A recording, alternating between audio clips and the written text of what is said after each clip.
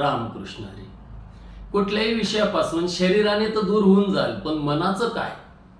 म्हणजे जर आपल्याला काही हवं असेल आणि ते जर आपल्याला पाहिजे तसं मिळत नसेल किंवा आपल्या मनासारखं ते घडत नसेल तर आपल्याला राग का येतो, चिडचिड होते. आणि मग काय होतं की हे का घडलं नाही, का मिळालं नाही, त्याचं कारण शोधले जातात, अंदाज बांधला जातो, निर्णय काही घेतले जातात, काही निर्णय हे सोडले जातात.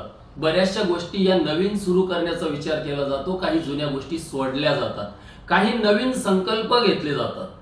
रिॲक्ट होण्याच्या नादात किंवा बऱ्याचदा आपण रिस्पॉन्स काय देतो याचा अंदाज न घेतल्यामुळे तो एक उग्र स्वरूपाचा क्रोध तयार होतो, जर आपल्या मनासारखं आपल्याला घडताना दिसलं नाही किंवा आपल्याला हवं ते आपल्याला मिळालं नाही. भांडणं होतात, अंदाज चुकतो, स्वतःशी इतरांशी सुद्धा आतल्या आत होत असलेलं भांडण बाहेर पण दिसतं आणि नाते तुटतात, काही नाते जोडतात. पण या सगळ्यांचं फलित जे आपल्याला हवंय ते मिळेलच असं नसतं. 99 ते 100% बऱ्याचदा असंच घडतं की जे आपल्याला हवंय ते एवढं सगळं करून मिळतही नाही.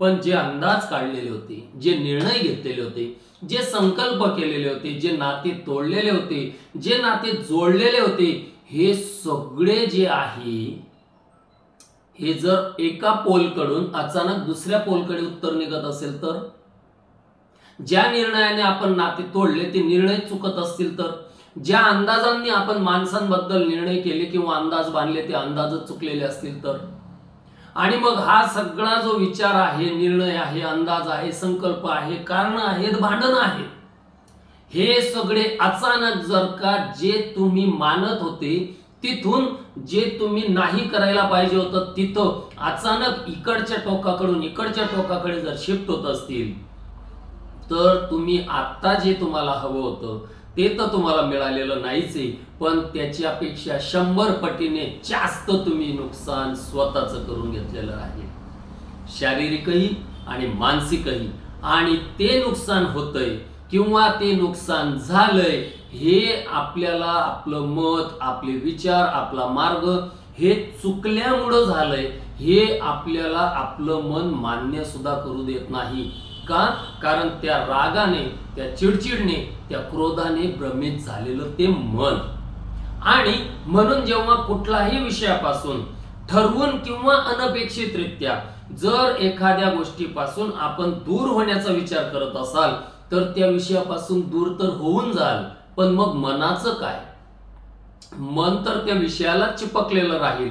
आणि जर ते मन त्याला चिपकलेलं राहील आणि ते जर स्थिर नसेल तर मग वर जेवढ्या गोष्टी मी सांगितल्या ती सगळी वाताहत होणार, नाते तुटतील, मन तुटेल, लोक दूर होतील, हवं ते तर मिळणार नाही, राग होईल, चिडचिड होईल, निर्णय चुकीचे घेतले जातील, लयात जाणार, बुद्धी नाश होईल, पतन होईल.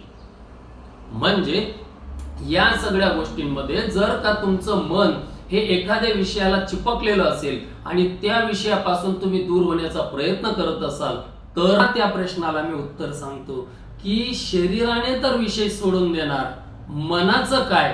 तर तिथं उत्तर एवढंच आहे, शरीरानेही सोडायची गरज नाही. मनाच्या सत्यात थोडा वेळ थांब, आधी स्थिर हो, खुश हो, आनंदी हो, योग्य निर्णय घे आणि तो विषय जगून सुद्धा त्याला कनेक्ट होऊ नको, कुठल्याही पद्धतीने पाप करू नको. जे हवंय ते घडू दे, जे नाही घडायला हवंय त्या गोष्टीसाठी स्वतःच्या इंद्रियांना आवर घाल, खुश राहा, आनंदी राहा, स्थिर राहा, माझ्या आत्म्यात स्थिर राहा. मग तुझा काय आणि माझा काय?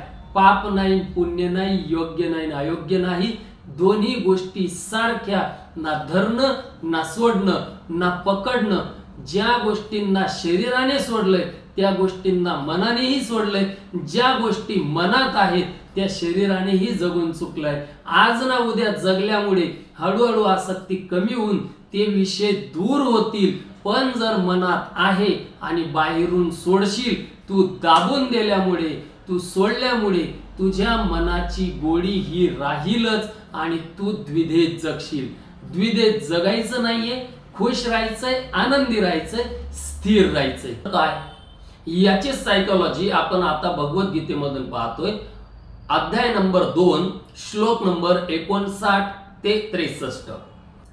59 आहे, देहधारी जीवात्मा जरी इंद्रिय भोगापासून निवृत्त झाला तरी त्याची इंद्रिय विषयांची गोडी राहतेच, परंतु उच्चतर रसाचा अनुभव घेऊन अशी विषयी कार्य थांबवल्यास त्याची चेतना स्थिर होते. पुढचं, हे अर्जुना, इंद्रिय इतकी प्रबळ आणि उच्चृंखूत आहेत की इंद्रियांना नियंत्रणात ठेवण्याचा प्रयत्न करणाऱ्या विवेकी पुरुषाच्या मनाला सुद्धा ती बलपूर्वक ओढून देतात. पुढं, जो इंद्रियांना पूर्णपणे वश करून त्यांचे संयमन करतो आणि आपली भावना माझ्यामध्ये दृढ करतो, स्थिर करतो, त्याला स्थिर बुद्धियुक्त मनुष्य असे म्हटले जाते. आणि पुढे आहे की इंद्रिया विषयांचे चिंतन करीत असताना मनुष्याची त्या विषयाच्या ठिकाणी आसक्ती वाढत जाते. अशा आसक्तीपासून काम उत्पन्न होतो आणि कामापासून क्रोध प्रकट होतो. क्रोधापासून संमोह निर्माण होतो. मोहापासून स्मृती भ्रमित होते. स्मृती भ्रमित झाल्यानंतर बुद्धिनाश होतो आणि बुद्धिनाश होतो तेव्हा मनुष्याचे पुन्हा भौतिक अंधकूपात पतन होते. आता 59 मध्ये बघा काय आहे की जर मनाचं सत्य पाहायचं असेल, मन कसं काम करतं, त्याच्या उपभोगाची इच्छा काय आहेत, त्याच्यात काय अपेक्षा उत्पन्न झालेल्या आहेत, हे जर का आपण त्याचं त्या सेकंदाचं सत्य जाणून घेतलंच नाही तर मग ते मन स्थिर कसं करता येईल, स्थितप्रज्ञ म्हणजे काय, आत्मा काय, परमात्मा काय, धर्म काय, हे कसं काय जाणणार ना. आपल्या मनाच्या आतमध्ये काय सत्य आहे हे अगोदर जाणावंच लागेल. जर आपण त्याचं सत्य जाणलं नाही तर तुम्ही आत्म्यापासून परमात्म्यापर्यंतचा प्रवास. आता सत्य म्हणजे जर धर्म आहे तर तुमच्या मनाचं सत्य हा तुमच्या मनाचा आता धर्म आहे आणि या धर्मापासून तर परमात्म्याच्या मनापर्यंत, त्या सत्यापर्यंत ही एक धार्मिक यात्रा आपल्याला करायची असते. म्हणजे आपल्या मनाचं सत्य ते परमात्म्याच्या मनाचं सत्य इथपर्यंतचा प्रवास करायचा आहे. परमात्म्याच्या मनाचं सत्य तर जी सायकोलॉजी आतापर्यंत तुम्ही ऐकत आली त्याच्यावरून तुम्ही अंदाज घेतच असाल. आपल्या मनाच्या सत्याला तिथपर्यंत नेणं ही आपल्याला यात्रा पूर्ण करायची. आणि यामध्ये जर समजा तुमच्या मनाचं सत्य तुम्ही पाहू शकत नसाल तर तुम्ही परमात्म्याचं सत्य कसं पाहणार. साधी गोष्ट आहे, जर तुम्हाला तुमच्या मनाचं सत्य पाहायचं असेल तर अगोदर तुम्हाला तुमच्या मनात काय चाललंय त्याच्याजवळ थोडं थांबावं लागेल. त्याच्यामध्ये विचार करावा लागेल की आता तुमचं मन काय म्हणतंय. अर्जुनाच्या मनामध्ये राज्य मिळवणं हे त्याच्या मनाचं सत्य आहेच, बदला घेणं हा त्याच्या मनाचा सत्य आहे. आणि तो जर का तो सोडून देत असेल आणि जर पळून जात असेल तर आत्ताची जी मनाची सत्य अवस्था आहे भीती, त्या भीतीपासून दूर जर पळून गेला याचा अर्थ तो त्या विषयापासून दूर पळतोय. म्हणून त्याच्या मनातली राज्य मिळवण्याची इच्छा राहून गेली का, ती आहेच. मुद्दा असा आहे की जर तुम्ही एखाद्या विषयापासून दूर पळून जात असाल तर तो विषय तुम्ही शरीराने सोडून द्याल, पण तुमच्या मनात मध्ये जे तुमच्या मनाचं सत्य आहे ते त्याला चिपकलेलं राहीलच. म्हणजे अकीर्ती, अपमान, पुढे जाऊन परिवार मरेल, या सगळ्या गोष्टीच्या भीतीचं जे दुःख आहे ते आत्ताच्या भीतीपेक्षा जास्त मोठं दुःख आहे, याचा अंदाज त्याला येत नाहीये. म्हणून आत्ताच्या या सेकंदाच्या भीतीपासून, या सेकंदाच्या मनाच्या सत्यापासून दूर पळणं हे अर्जुनाचं किती योग्य आहे.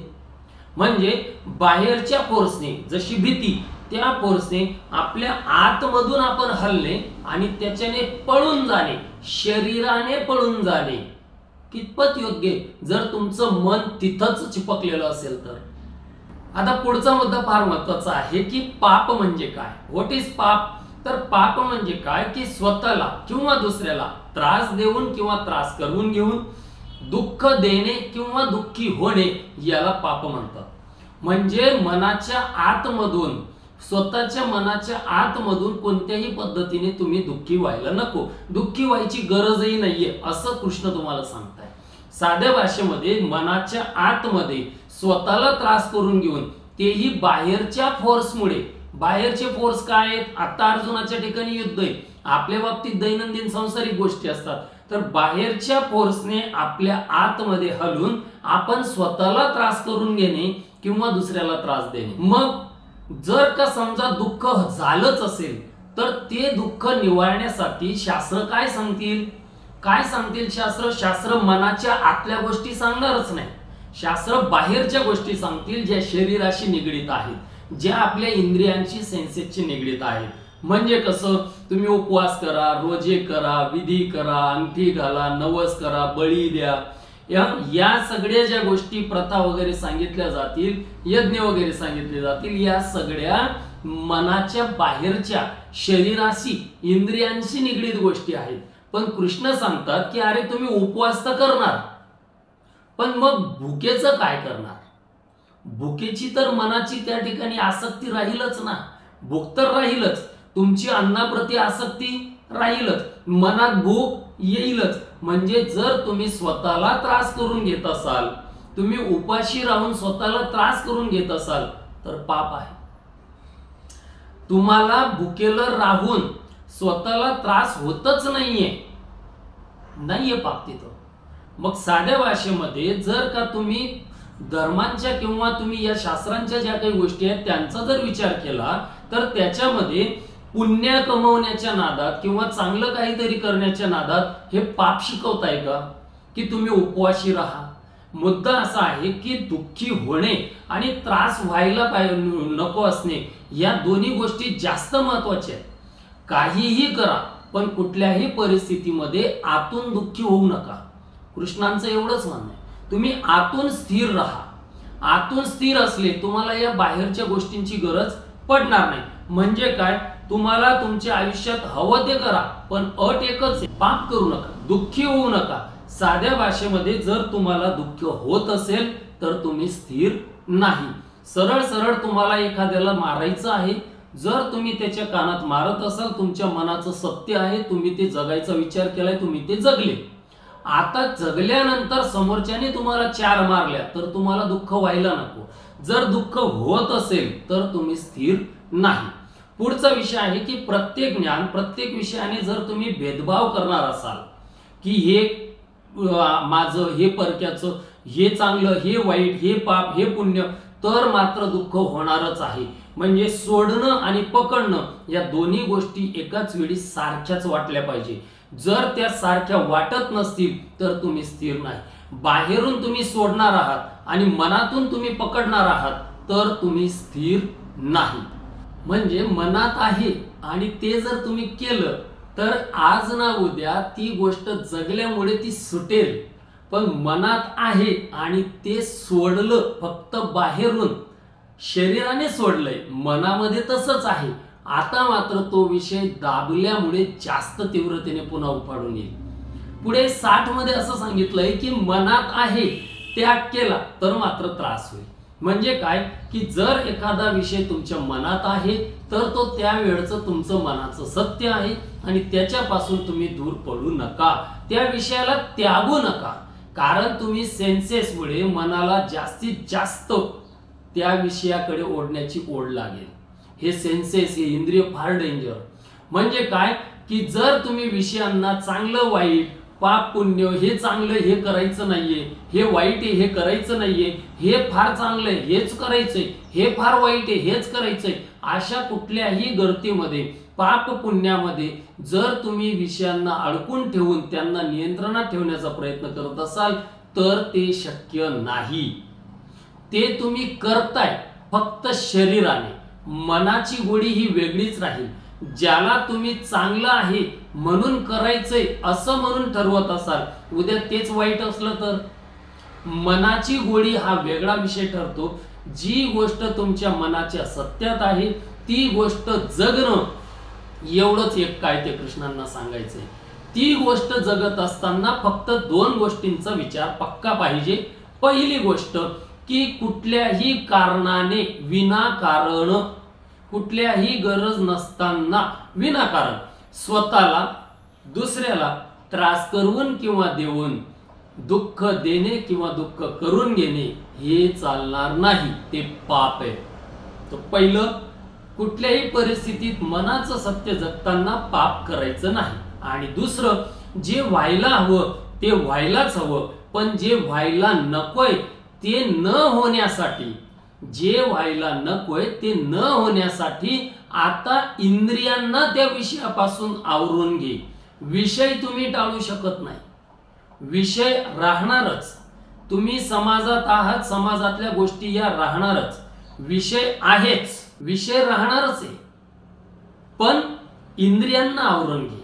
म्हणजे काय, इंद्रिय जर का तुम्ही त्या योग्य वेळी आवरून घेतले तर ठीक, नाहीतर ते इंद्रिय मनाला ओढून ओढून ओढून पुन्हा कुठे नेणार, त्याच विषयाकडे नेणार. कारण आसक्ती जी आहे ती मनातून मिटलेलीच नाहीये.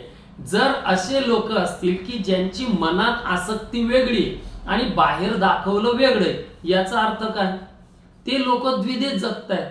म्हणजे खात नाही असं समाजाला सांगितलंय आणि मनामध्ये खायची इच्छा आहे, द्विधाच आहे. म्हणजे शुभाशुभ, योग्य अयोग्य, पाप पुण्य, खाल्लं नाही खाल्लं याच्यात काहीच फरक पडला नाही पाहिजे, जर का तुमचं मन स्थिर असेल. म्हणून कृष्ण म्हणताय आधी मन स्थिर होणं गरजेचं आहे. जर का तुझं मन स्थिर असेल तर तुझ्या मनाला ही द्विधा येणार नाही. जे तुझ्या मनात आहे तेच तू जगशील आणि तेही हे दोघं नॉर्म्स सांभाळून जगशील. पुढं, जर का तुझ्या शरीराची ताकद नसेल आणि तरी तुझ्या मनामध्ये ती आसक्ती असेल तर ती सुद्धा तुला मान्य करावी लागेल. म्हणजे पहिल्या मॅटर मध्ये तुमची शरीराची ताकदही आहे, तुमच्या इंद्रियांची ताकदही आहे आणि आता तुमच्या मनाची गोळी पण आहे. आता तुमचं मन त्या विषयाकडे चिपकलेलं असल्यामुळे इंद्रिय तुम्हाला त्याच विषयाकडे ओढून नेत आहे आणि तुम्ही ते जगण्याचा प्रयत्न करणार किंवा ते जगायला तुम्हाला भाग पडेल. पण जर का तुमच्या शरीराची क्षमताच नाहीये तरी सुद्धा तुमचं मनाच्या त्या गोळीमुळे तुमचे इंद्रिय तुम्हाला तिकडेच ओढून नेतील. लिव्हर फार सडून गेलंय, नाईलाज आहे, तुला खिचडीच खावी लागेल.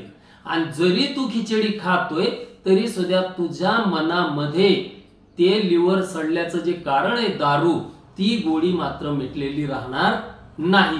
म्हणजे साध्या भाषेत तुम्ही मनाच्या सत्यात जर जगले नाही तर मात्र ती गोळी जास्त वाढते, प्लस तुमचे इंद्रिय तुम्हाला त्या विषयाकडे ओढून नेतात. मग तुम्ही कितीही विवेकी असा, तुम्ही कितीही चांगल्या वाईटाचा विचार करणारे असा, आणि मुळात जर मन स्थिर असेल तर तुम्ही विवेकी असण्याचा काहीही संबंध नाही.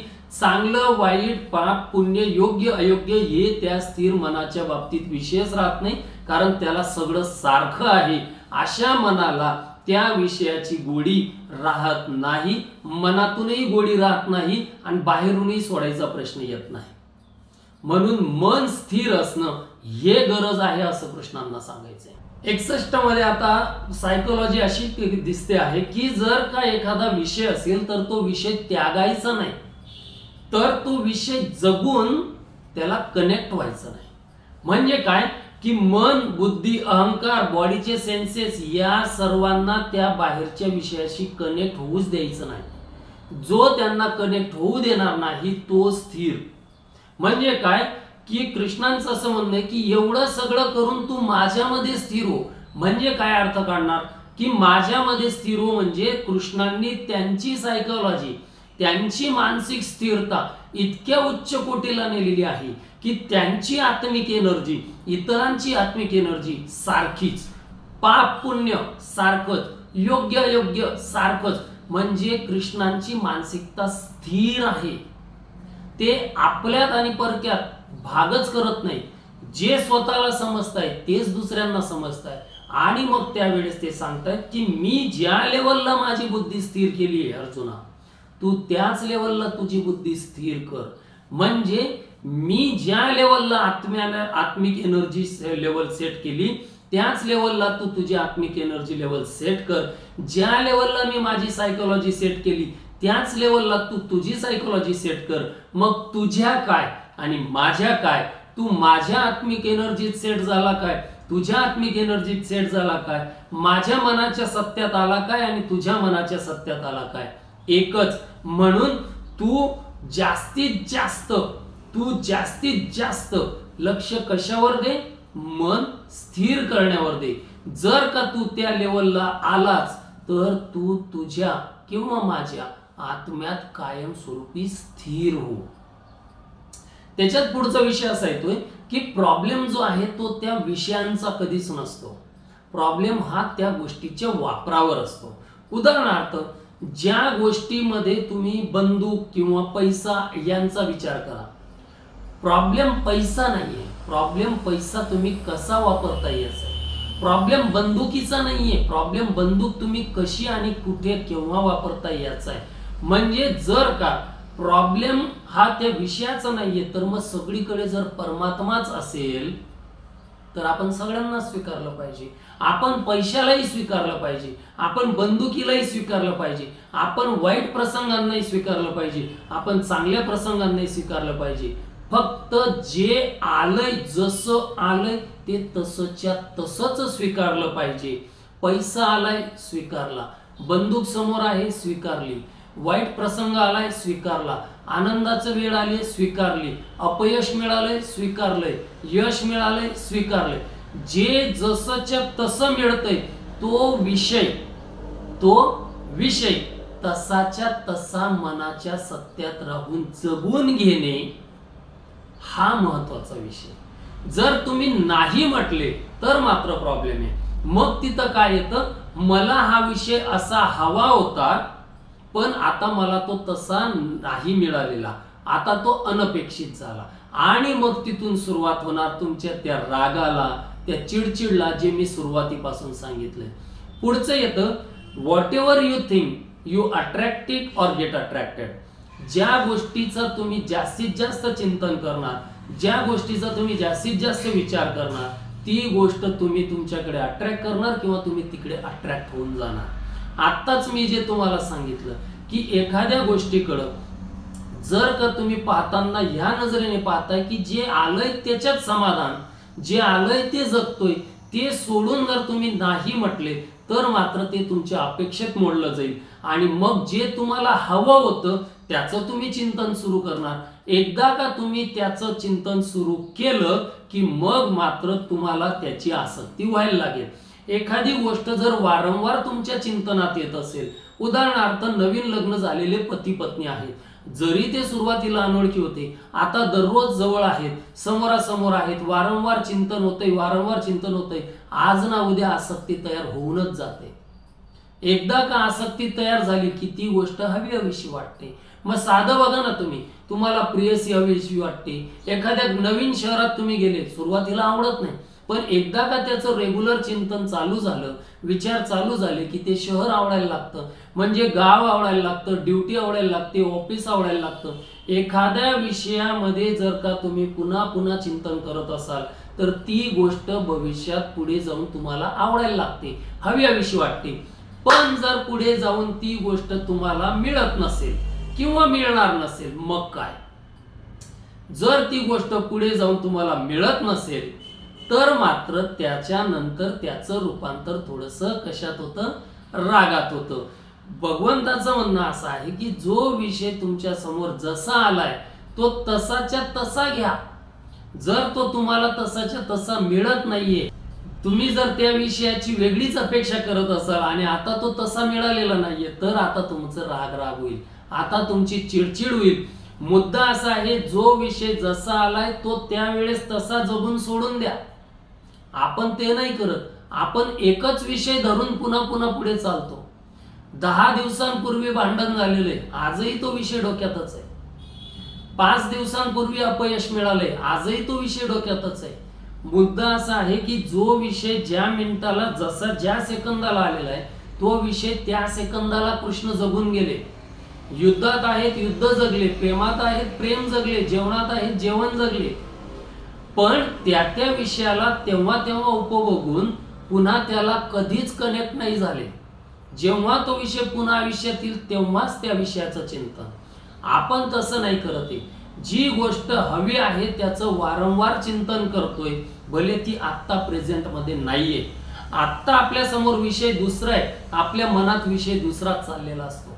मुद्दा हाच येतो की जे आपल्याला हवंय ते जर मिळत नसेल तर त्याच्या आसक्तीमुळे, त्या इच्छेच्या जोरामुळे त्याचं रूपांतर हळूहळू कामात होतं, वासनेत होतं. मिळालीच पाहिजे, मिळालीच पाहिजे, मिळालीच पाहिजे, मला असंच पाहिजे होतं, अशीच हवी होती. आणि जर ती मिळाली नाही तर दुःख होतं. मग त्या आसक्तीचं, त्या कामाचं रूपांतर क्रोधात होतं आणि मग रागाच्या भरात, त्या क्रोधाच्या भरात काहीही करून बसतो, कसंही वागायला लागतो, कोणाशीही कसेही निर्णय घेतो, कोणाशीही कशीही अंदाज बांधतो, कोणाशीही भांडतो, काही नाते तोडून टाकतो, काही नाते जोडून टाकतो. का घडतं? घडण्याचं एकच कारण का त्या क्रोधामुळे, त्या आसक्तीमुळे, त्या कामामुळे मन भ्रमित होतं, बुद्धी भ्रमित होते, भ्रम पैदा होतो आणि हा भ्रम योग्य निर्णय घेऊ देत नाही. आणि खरी गोम इथंच आहे. आयुष्याच्या मॅक्झिमम गोष्टी या आपल्या निर्णय घेण्यावर अवलंबून असतात की या सेकंदाला आपण काय निर्णय घेतोय. छोट्या छोट्याशा गोष्टी, पाणी प्यायचंय की नाही हा सुद्धा निर्णय असतो, मला बाहेर जायचंय की नाही हा सुद्धा निर्णय असतो.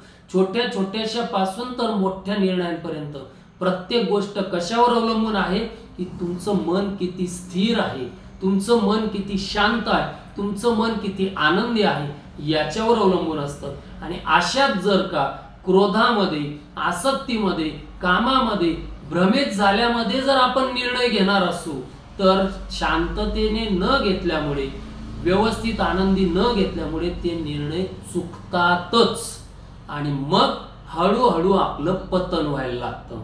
कारण चुकीच्या निर्णयांमुळे, योग्य निर्णय न झाल्यामुळे प्रगती होऊ शकत नाही. मनातूनही गेला, शरीराने गेला, विषयांपासून गेला, नात्यातून गेला, सगळ्या गोष्टींमध्ये आपलं काय झालं? पतन झालं. म्हणून शेवटचं 63 मध्ये की क्रोधाने मोहित झाल्यामुळे, रागाने स्वतःचं नुकसान करून घेतल्यामुळे, मनस्थिती वाईट असल्यामुळे आपण योग्य निर्णय घेऊ शकत नाही.